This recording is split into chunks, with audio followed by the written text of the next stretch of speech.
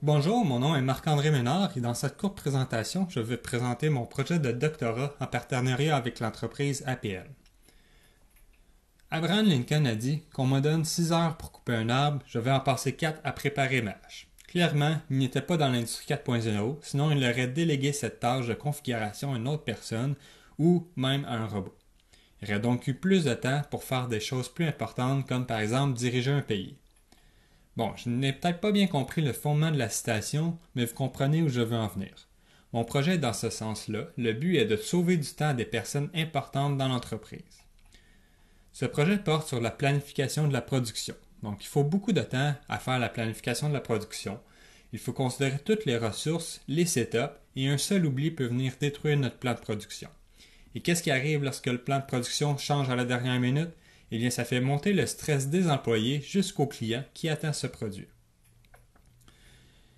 Également, créer le plan de production est une tâche très importante qui prend du temps précieux à une personne critique de l'entreprise qui a souvent beaucoup d'autres tâches. Mon projet consiste à trouver dans quel ordre d'exécuter les tâches en considérant toutes sortes de contraintes pour s'assurer d'avoir un plan réalisable et optimal. Les contraintes sont par exemple les ressources, les commandes de matériaux et plusieurs autres contraintes. Donc, pour trouver le plan, j'utilise des méthodes et des algorithmes de résolution à la fine pointe de la technologie.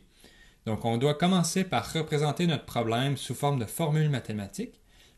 Par la suite, on va utiliser la progression par contrainte, la recherche à voisinage large et plusieurs autres algorithmes pour trouver un plan de production. Pour ne pas trop vous ennuyer, évidemment, par manque de temps, pour tout expliquer ces méthodes, on peut considérer ceci comme une boîte noire qu'on appelle à la fréquence qu'on veut pour trouver un plan. Par contre, on ne vient pas encore enlever l'humain de l'équation, car il faut des données à l'entrée pour trouver le plan, et si on passe n'importe quoi à notre boîte noire, bien on va recevoir n'importe quoi. Également, c'est très important, il faut des personnes pour appliquer ce plan-là. De plus, si on peut générer un plan automatiquement, rien ne nous empêche de tester différents scénarios pour savoir quelles ressources acheter pour améliorer notre productivité. Une personne peut venir changer les données en entrée artificiellement et comparer le nouveau plan de production avant et après le changement des données.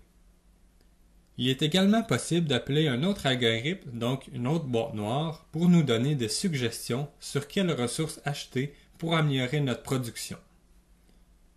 Finalement, la possibilité de nous aider d'un ordinateur pour faire une tâche aussi importante vient permettre de trouver un meilleur plan.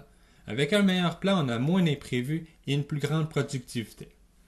Merci d'avoir regardé cette présentation.